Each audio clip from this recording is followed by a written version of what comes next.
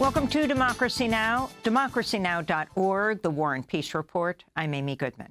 President Biden took to the podium Thursday evening for his first solo press conference this year, as debate over whether Biden should remain the Democratic nominee reaches a fever pitch. Biden remained defiant, saying he's determined to, quote, finish the job, and reasserting he's best positioned to beat Donald Trump. Biden addressed concerns about his mental fitness. I've taken 3 significant and intense neurological exams by a neurologist. In each case, as recently as February. And they say I'm in good shape, okay? But Biden's performance was far from smooth as he accidentally called Vice President Kamala Harris Vice President Trump. Look, I wouldn't have picked Vice President Trump to be vice president, but I think she was not qualified to be president. So let's start there. Number one. The fact is that the consideration is that I think I'm the most qualified person to run for president. I beat him once, and I will beat him again. Just hours earlier at the NATO summit, Biden mistakenly referred to the Ukrainian President Zelensky as President Putin as the 3-day NATO summit came to a close.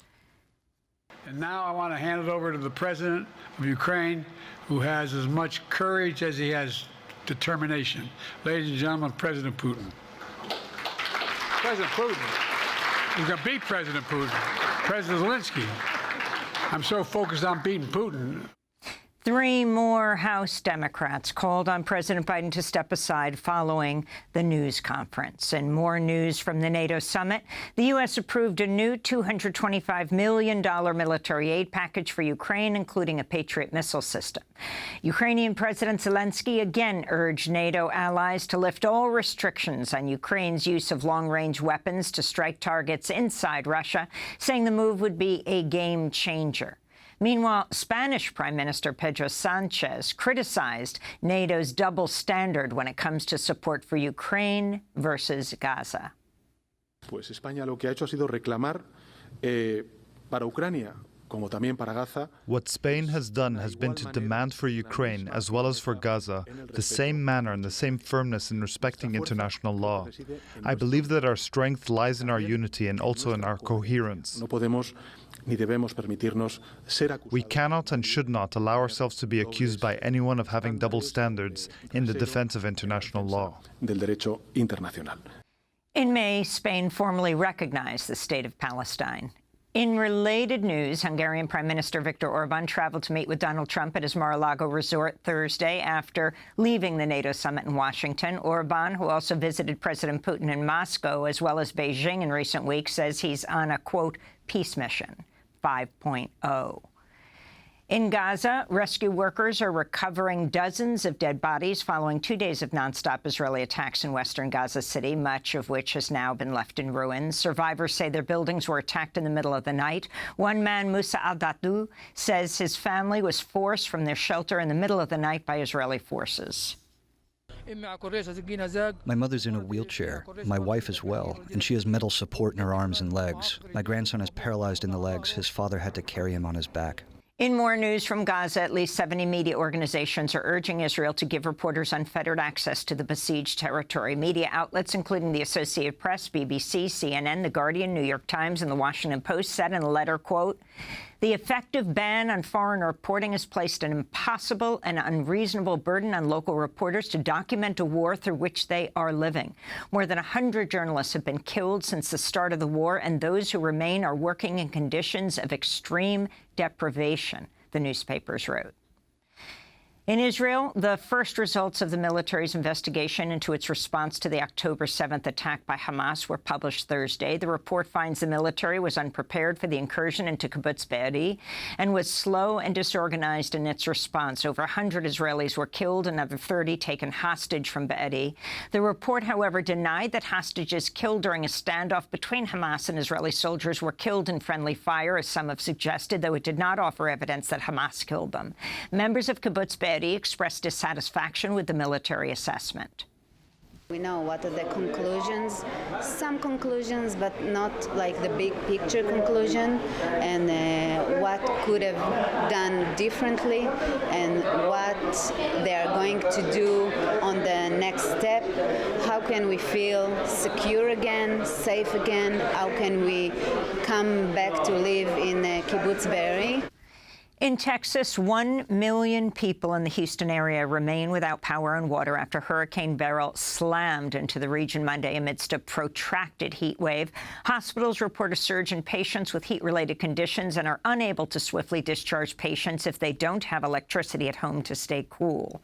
Extreme heat has killed at least 28 people in the United States over the past week, most of those in California, where wildfires have burned 5 times the average area this year, according to state officials. Las Vegas recently reported a new record high of 120 degrees Fahrenheit and is on a record-breaking streak of at least 6 straight days of temperatures topping 115 degrees.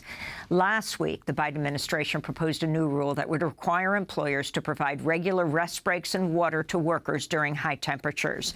The rule, which is facing opposition from industry and Republicans, could offer relief to some 500,000 agricultural workers and over 4 million construction workers nationwide, many of whom are immigrants. In Nepal, over 60 people are missing after landslides swept 2 buses into a river earlier today. Over 90 people have been killed in monsoon-triggered landslides and floods in Nepal over the past month. In Kenya, President William Ruto has fired nearly all his cabinet members amidst continued unrest, and 2 weeks after Ruto scrapped a highly contested tax bill following mass protests. At least 41 people were killed as police violently cracked down on demonstrations. On Thursday, the Kenya Human Rights Commission called on Ruto to prosecute security chiefs responsible for the killings. In Saudi Arabia, a man's been sentenced to 20 years in prison for charges related to his social media activity. Assad al-Ghamdi, a 47-year-old teacher, was arrested in November, convicted of publishing false information and, quote, challenging the religion and justice of the king and the crown prince, unquote. He was held incommunicado, placed in solitary confinement in a Jeddah prison. He's also been denied medical attention for his epilepsy, suffering multiple seizures while in custody, according to Human Rights Watch. One of his brothers was sentenced to death last year over his tweets, some of which called for the release of political prisoners. In the United Arab Emirates, over 40 lawyers, academics, and political dissidents were sentenced to between 10 years to life in prison this week, following a mass trial human rights groups are denouncing as a sham.